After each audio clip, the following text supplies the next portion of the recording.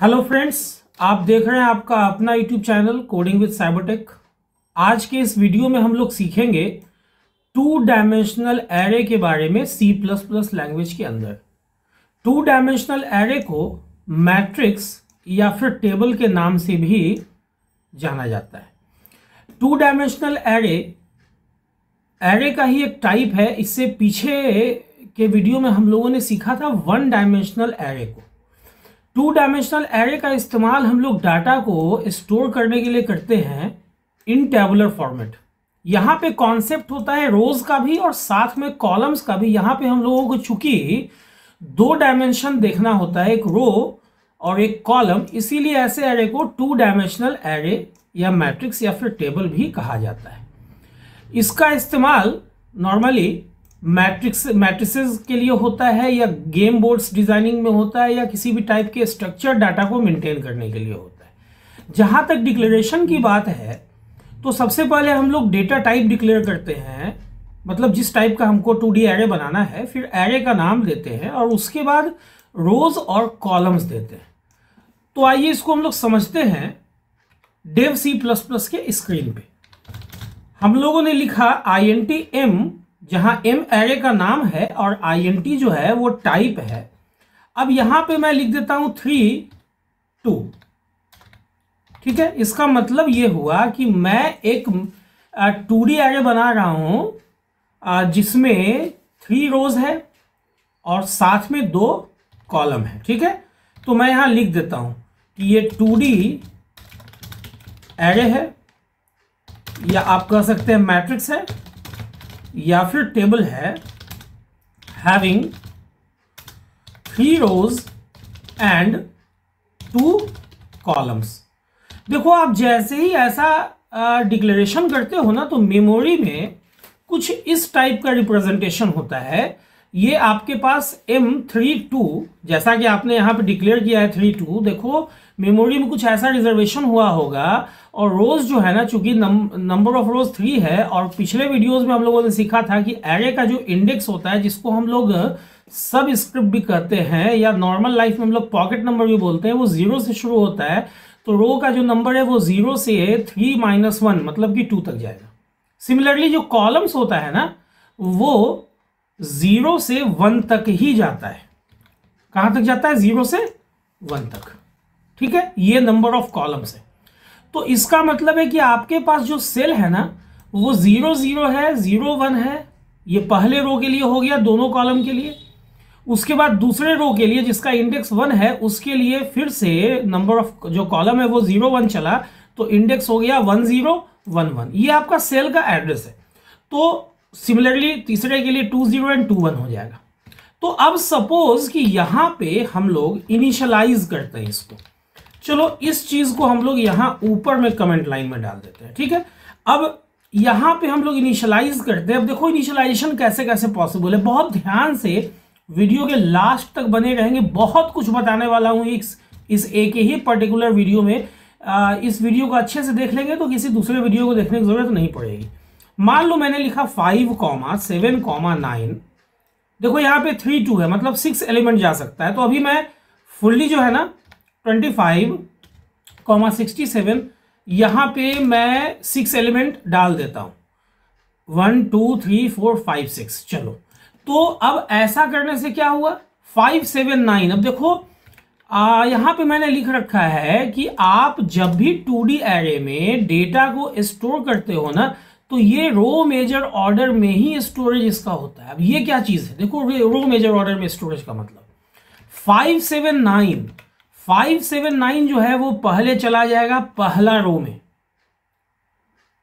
बात समझिएगा आप लोग, पहले कहां चला जाएगा? पहला रो में चला जाएगा। तो यहां चला गया 5 7। ठीक है, अब 9 चला गया यहां, है ना? जैसा कि मैंने लिखा है 5 7 9 25 67। तो यहां पे 5 7 9 25 67 और उसके बाद मैंने क्या रखा है? 90। चलो ओके, यहां पे 90 चला गया, है ना? तो अभी अगर आप देखोगे तो ये देखो 5 7 9 25 67 90, ये आप देखो 5 और 7 पहले इसने क्या फुल किया, पहले पहला रो को फुल किया, उसके बाद इसने दूसरे रो को फुल किया, उसके बाद इसने तीसरे रो को फुल किया। तो ये जो स्टोरेज ऑर्डर है ना, इसी को हम लोग जानते हैं रो मेजर ऑर्डर से। ठीक है, रो मेजर ऑर्डर एक ऐसा ऑर्डर स्टोरेज ऑर्डरिंग टेक्निक है, हालांकि इसका फिर ट्रैवर्सल टेक्निक में मैं इसी वीडियो में बताऊंगा, जिसमें पहले फर्स्ट रो में सारे एलिमेंट्स को स्टोर कर लिया जाता है 1 by 1 सिक्वेंशियली, और जब फर्स्ट रो में कंप्लीट हो जाता है स्टोरेज, तब सेकेंड रो, और तब थर्ड रो, तब fourth row, and so on, ये चलता चला जाता है। अच्छा, C++ जो है ना, वो बाउंड चेकिंग के लिए, बाउंड चेकिंग के लिए, जैसे बाउंड चेकिंग का क्या मतलब है कि जैसे मान लो आपने यहाँ पे नंबर ऑफ रोज कितना डाला 3 या नंबर ऑफ कॉलम्स 2, तो ज्यादा हो रहा है कि नहीं हो रहा है, इसके लिए कोई अलग से कोई चेकिंग परफॉर्म नहीं करता है। इसीलिए अगर आप आउट ऑफ बाउंड जाके, मतलब कि इंडेक्स से बाहर के किसी एलिमेंट को अगर आप एक्सेस करोगे जो इंडेक्स अवेलेबल ही नहीं है, तो इसका बिहेवियर जो है ना वो अनडिफाइंड होगा। जावा में क्या है ना कि एक पर्टिकुलर एरर दे देता है, एक्सेप्शन एक्चुअली दे देता है। ठीक है, तो इस चीज को भी हम लोग समझेंगे। फिलहाल हम लोगों ने ऐसा कुछ स्टोर कर लिया। ठीक है, अब ध्यान से समझिएगा, यहां पे मैं दो वैल्यू ले लेता हूं, दो वेरिएबल ले लेता हूं, रो और कॉल। ठीक है, अब एक मैं लूप चलाता हूं। ये देखो एक्चुअली लूप क्या चल रहा है, loop to traverse the array, 2D array. ठीक है, तो अब इसमें आपको सबसे पहले आउटर लूप चलाना होगा। अब जैसा कि आप देख पा रहे होगे, आउटर लूप जो है, जिसके लिए मैंने रो एक वेरिएबल लिया, आपको 0 से चलाना होगा। और कहां तक चलाना होगा, लेस देन 3 तक। ये याद रखना, यहां नंबर ऑफ रोज क्या है, 3 है, तो आप लेस देन 3 तक चलाओ या लेस देन इक्वल टू 2 तक चलाओ, आपकी मर्जी है। रो प्लस प्लस मैं यहां पे कमेंट लाइन में लिख देता हूं कि आप अगर चाहो तो लेस देन इक्वल टू 2 तक भी चला सकते हो। ठीक है, अब चलो, ये तो आपका आउटर लूप जो है वो चल गया। अब इनर लूप को अगर हम लोग चलाएं, तो इनर लूप जो है उसके लिए हमने क्या लिया है, वेरिएबल कॉल लिया है। ये अगेन 0 से चलेगा। हमेशा याद रखना, इंडेक्स की शुरुआत, सबस्क्रिप्ट की शुरुआत, पॉकेट नंबर की शुरुआत एरे केस में 0 से ही होगी, और ये लेस देन 2 तक चलेगा, है ना, कॉल प्लस प्लस। आप यहां पे अगर चाहो तो लेस देन इक्वल्स 1 भी कर सकते हो, ये आपकी मर्जी। अब यहां पे आप प्रिंट कर देते हो %d, और एक टैब मान लो आप छोड़ देते हो डिजाइनिंग पर्पस के लिए। देखो इसका आउटपुट जो है ना थोड़ा बढ़िया आएगा। और एम ऑफ रो कॉल, ऐसा आप प्रिंट करके, और जैसे ही आउटर लूप से आप निकलते हो तो आप जो है यहां पे, अच्छा यहां पे हम लोग जो प्रिंटफ यूज कर रहे हैं ना, ये बेहतर है क्या हम लोग यूज कर ले, सी आउट यूज कर लेते हैं। C out M of row col, चूंकि ये C++ का वीडियो है, एम ऑफ रो कॉल। और यहां पे इसके बाद, इसको प्रिंट करने के बाद हम लोग यहां पे /t डाल देते हैं, है ना। अब यहां सी आउट ENDL करके हम लोग लाइन चेंज कर देते हैं। अभी अगर आप इसको देखोगे ना, देखो कंपाइल एंड रन करवा के आप देखो, तो ये आपका ओरिजिनल मैट्रिक्स जो कि आपने बनाया है वो प्रिंट कर देगा, जैसा कि कुछ यहां पे मैंने डिजाइन करके रखा है, ऐसा आउटपुट आएगा। ये जो सिलेक्टेड पोर्शन है 5 6, देखो 5 7 9 25 67 एंड 90। अब देखो यहां ये तो मैंने ये क्या लिखा, ये जो अंदर का लूप है ना, this is called inner loop. अब देखो यहां पे जो हम लोगों ने लूप चलाया है ना, loop to traverse the 2D array, ये रो मेजर ऑर्डर में चलाया है। ये किस ऑर्डर में चलाया है, रो मेजर ऑर्डर में। ठीक है, इस बात को समझिए। क्यों रो मेजर ऑर्डर क्या होता है, रो मेजर ऑर्डर में जो आउटर लूप होता है वो रो के लिए चलता है। मैं यहां पे लिख देता हूं, रो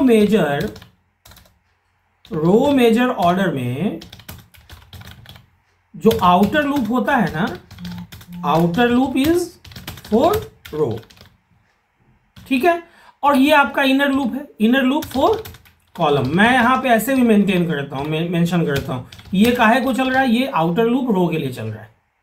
और ध्यान देना, जब ऐसा होगा ना तो आप एक काम करो, यहां पे इस चीज को भी समझना बहुत जरूरी है। जब आप किसी मैट्रिक्स को, चाहे आप उसको अब खुद से आपने इनिशियलाइज किया है या आपने यूजर से इनपुट लिया है, जब आप किसी पर्टिकुलर 2 डायमेंशनल एरे को, जिसको मैट्रिक्स या टेबल के नाम से भी जाना जाता है, अगर आप उसको रो मेजर ऑर्डर में ट्रैवर्स करते हो ना, तो आपका जो आउटपुट आता है ना, वो ओरिजिनल मैट्रिक्स होता है। तो मैं यहां लिख देता हूं कि द ओरिजिनल मैट्रिक्स इज ऐसा। तो देखो साफ यहां पता चल रहा है, अभी आउटपुट देख के आप लोगों को पता चलेगा कि लिखा हुआ आएगा कि द ओरिजिनल मैट्रिक्स इज जो भी है, ये देखो, ठीक है। अब सवाल है कि 2D एरे का जो भी पॉसिबिलिटी जो भी है ना, देखो अभी 2 ढंग से ट्रैवर्सल पॉसिबल है। मैं यहां पे अभी एक फिर से लूप चलाने जा रहा हूं, इस बार मैं लूप चला रहा हूं 2D एरे को ट्रैवर्स करने के लिए इन कॉलम मेजर ऑर्डर। अब ध्यान दो, कॉलम मेजर ऑर्डर में अगर आप यहां से ध्यान से समझोगे तो आपको क्या डिस्प्ले करना चाहिए। देखो रो मेजर ऑर्डर में आपने कैसे डिस्प्ले किया, पहले 0 0, उसके बाद 0 1, उसके बाद 1 0, उसके बाद 1 1, उसके बाद 2 0, उसके बाद 2 1। लेकिन कॉलम मेजर ऑर्डर में ऐसा नहीं किया जा सकता है। कॉलम मेजर ऑर्डर में आपको पहले 0 0, उसके बाद 1 0, उसके बाद 2 0, मतलब पहले कॉलम्स को, उसके बाद 0 1, उसके बाद 1 1, उसके बाद 2 1। आपको कहीं ना कहीं इसी ऑर्डर में मेंटेन करना होगा ट्रैवर्सल को, ठीक है। तो ये ऑर्डर ध्यान देंगे। अब देखो 0 0 1 0 2 0, क्यों 0 0 1 0 2 0, ये पहले एक्सेस होगा, उसके बाद ये एक्सेस होगा। तो हम लोग क्या करेंगे, देखो रो मेजर ऑर्डर तो हम लोगों का है नहीं, हम लोगों का क्या है भाई, तो कॉलम मेजर ऑर्डर है। इसमें जो आउटर लूप है ये रो के लिए ना चल के किसके लिए चलेगा भाई, तो कॉलम के लिए चलेगा। आउटर लूप ऑलवेज कॉलम के लिए चलेगा। तो देखो जब भी आप आउटर लूप कॉलम के लिए, अच्छा वेरिएबल को आप रो ही रहने तो क्या फर्क पड़ता है। बहुत जगहों पे मैंने देखा है कि लोग इसको रो से कॉल बदल देते हैं। ऐसा थोड़े ही है कि रजिस्ट्री हो गया है रो का, रो के लिए ही चलने के लिए आप रो को यहीं से चलाओ ना, आप सिर्फ यहां पे 2 तक चला दो या लेस देन इक्वल टू 1 तक चला दो। और इनर लूप जो है, जो कि कॉलम के लिए चल रहा था, ये रो के लिए चलेगा। वेरिएबल को आप लेस देन 3 तक चलाओ या लेस देन इक्वल टू 2 तक चलाओ। और यहां पे मामला उलट दो, यहां पहले कर दो कॉल एंड देन यहां पे कर दो रो। अब ये जो आउटपुट देगा ना, तो ध्यान देना, जब भी आप किसी मैट्रिक्स को कॉलम मेजर ऑर्डर में ट्रैवर्स करोगे तो वो ट्रांसपोज दे देगा, the transpose of the matrix.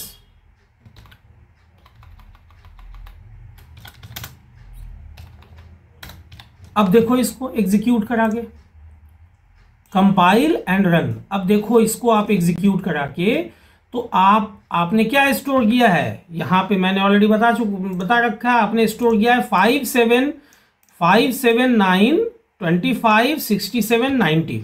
देखो आपका आउटपुट क्या आ रहा है, देखो तो ध्यान से देखो, ओरिजिनल मैट्रिक्स 5 7 9 25 67 90 है, लेकिन देखो ये ट्रांसपोज में 5 9 67, ये देखो जो कॉलम में जो डिस्प्ले हो रहा था वो रो में डिस्प्ले होने लग गया, और हो रहा है ना, देखो उलट गया मामला, रो का कॉलम, कॉलम का रो हो गया। तो ये तो हो गई बात कि कैसे हम लोग रो मेजर ऑर्डर और कॉलम मेजर ऑर्डर में ट्रैवर्स करते हैं। अब देखो, अब सवाल उठता है कि अगर मान लो कि यहां पे मैंने ना 3 दिया, यहां पे ना मैंने 3 दिया और ना यहां पे मैंने 2 दिया, ऐसे ही इनिशियलाइज कर दिया, तो क्या ये चीज पॉसिबल है। देखो छोटी छोटी चीजें हैं, नहीं, यहां पे दोनों डायमेंशन आपको दो, अब यहां दोनों डायमेंशन खाली नहीं रखना है। अच्छा कोई बात नहीं। अब यहां अगर मैं 3 दे दूं तो क्या ये पॉसिबल है? नहीं, ये भी गलत है। तो यहां पे आपको 2 अगर मैं देता हूं नंबर ऑफ कॉलम्स तो आप पाओगे कि देखो अब ये एग्जीक्यूट हो जाएगा। तो यहां से आपके पास 4 कॉम्बिनेशन निकलते हैं। आप बहुत ध्यान से समझिएगा इस चीज को। यहां पे मैं ऊपर ही लिख देता हूं। देखो अपने पास एक है INT, ऐसे देखो INT M और 3 एंड देन 2। देखो यहां पे मैं लिख देता हूं ये ओके है, ये चलेगा। लेकिन अगर आप दोनों को अब्सेंट कर देते हो तो आप ऐसा नहीं कर सकते हो, ये एरर है। ठीक है। तीसरा कॉम्बिनेशन क्या है? अगर आप यहां 2 नहीं देते हो तो उधर 3 दे देते हो तो नहीं, ये भी गलत है। यहां आप 3 मत दो, ये आप दे दो जैसा मैंने यहां पे अभी देखो दे रखा है। तो ये भी ये ओके। तो यहां से ये जो 4 परम्यूटेशन कॉम्बिनेशन निकल रहा है ना, आप लोगों को इसको समझना है, इसका आप लोग स्क्रीनशॉट ले लेना। यहां देखो ये 2 एरर देता है, ये अक्सर पूछा जाने वाला क्वेश्चन है। इस 2 चीज को याद रखना, ये दोनों एरर ही देता है हमेशा। ठीक है। अब चलो ये सब कमेंट लाइन मैंने समझाने के लिए आप लोगों को बताया था, ऐसा लिखा था कमेंट लाइन में।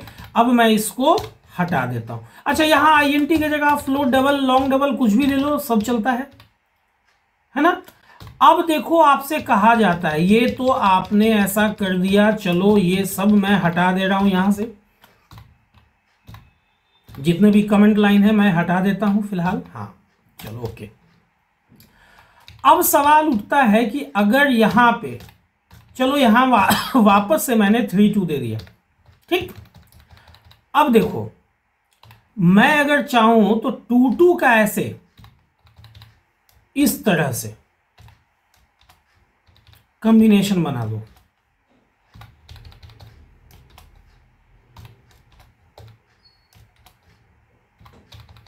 ये भी चलेगा।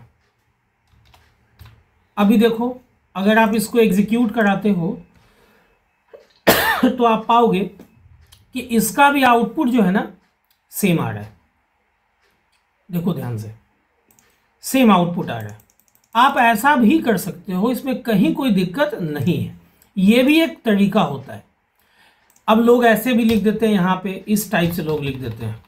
बात समझिएगा कि मैंने ऐसे इनिशियलाइज किया और इसको ऐसे लिख के और इसको अलग से INT रो कॉमा कॉल कर लेते हैं। तो इससे समझ में आ जाता है कि अच्छा ये ऐसे इनिशियलाइज हो गया है। लोग ऐसे भी यूज कर लेते हैं। तो मैं इसको भी ऐसे भी लिख के आप लोगों को एग्जीक्यूट करा के दिखा देता हूं कि देखो इसका आउटपुट भी सेम आ रहा है। जैसा कि मैंने प्रॉमिस किया था कि एक ही वीडियो काफी होगा ये टोटल चीज समझने के लिए। अब यहां तक तो चलो बात हो गई कि हम लोगों ने क्या यूज कर लिया है। ये हम लोगों ने यहां पे, चलो यहां वापस से मैं कॉमा दे देता हूं और रो कॉमा कॉल। अब देखो क्या पार्शियल इनिशियलाइजेशन पॉसिबल है C++ में? ध्यान देना। अभी इसी वैल्यू को लेके मैं चलता हूं। ठीक। अभी हम अपने को यहां पे, जैसा कि मैट्रिक्स अपना कह रहा है 6 एलिमेंट होना चाहिए, लेकिन मैंने 3 ही एलिमेंट दिया और बाकी एलिमेंट मैंने नहीं दिया, मान लो ऐसा। तो क्या बाकी जगहों पे 0 जाएगा? देख लो डेव C++ है, यहां जाएगा, चाहे आप C में रहो या C++ में रहो, देखो सेम आउटपुट है। तो ये पार्शियल इनिशियलाइजेशन भी पॉसिबल है। लेकिन अब आपको कहा जाता है कि भाई आप यूजर से इनपुट लो। अब आपको देखो क्या कहा जाता है, आपको कहा जाता है write a program to take input of 3x2 matrix and then print the matrix। और देखो मल्टीपल कमेंट लाइन के लिए मैं ऐसा लिख देता हूं, है ना, print the matrix as well as its transpose. तो यहां तो ऑलरेडी मैंने तो मैट्रिक्स प्रिंट कर ही दिया है, मैंने तो ट्रांसपोज भी प्रिंट कर दिया है, लेकिन यूजर से इनपुट लेना बाकी रह गया। तो अब मैं एक लूप चलाऊंगा, loop to take input and fill the matrix. Fill the matrix या आप कह लो टेबल, या आप कह लो 2 डायमेंशनल 2D एरे, ये आपकी मर्जी है भाई। तो आप कैसे चलाओगे? देखो आपका सबसे पहले चलेगा आउटर लूप। आउटर लूप जो चलेगा जैसा कि मैंने यहाँ पे बताया था कि बाय डिफॉल्ट जो 2D एरे का जो स्टोरेज ऑर्डर होता है वो रो मेजर ऑर्डर में होता है। तो आउटर लूप आपका रो के लिए चलेगा। आप रो को 0 से चलाओगे, रो को कहाँ तक चलाओगे? <3 तक चलाओगे, या <= 2 तक आप चला लो, आपकी मर्जी है भाई। मैं एक बार फिर से यहाँ पे कमेंट लाइन में लिख देता हूं कि आप चाहो अगर तो <2 तक भी चला सकते हो, ठीक है। और जो ये आपका इनर लूप चलेगा, अच्छा आउटर लूप को ही हम लोग क्या बोलते हैं? पेरेंट लूप भी बोलते हैं। और इनर लूप को हम लोग क्या बोलते हैं भाई? तो चाइल्ड लूप भी बोलते हैं। यहां पे हम लोग लिखते हैं for call equal 0, call less than कितना? 2, कॉल प्लस। आपकी मर्जी है, आप यहां पे ऐसे लिख दो कि <= 1, है ना। अब यहां पे मैं लिख देता हूं सी आउट। एक काम करता हूं, मल्टीपल स्टेटमेंट हो रहा है, मैं यहां पे लिखता हूं C out enter any integer, okay. और यहां पे मैं सी इन करके रख लेता हूं m के रो कॉल में। चलो ये काम हो गया, ये आपका लूप चल गया रो मेजर ऑर्डर में।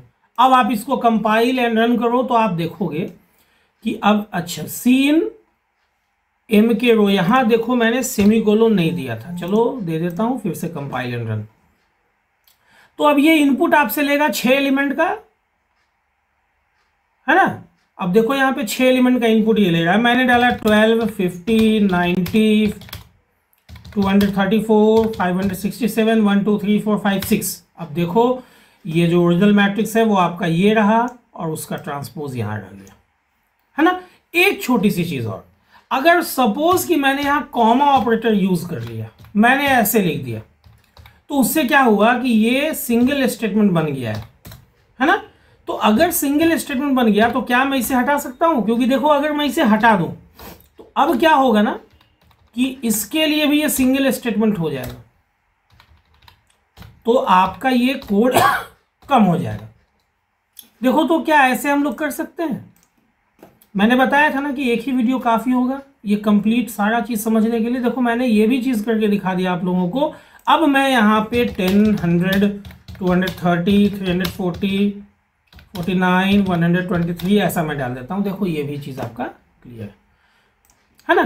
तो उम्मीद करता हूं कि आज की इस वीडियो को देखने के बाद अब C++ में आप लोग भी बहुत आसानी से 2 डायमेंशनल एरे का कोडिंग कर सकोगे, जिसको मैट्रिक्स या टेबल के नाम से भी जाना जाता है।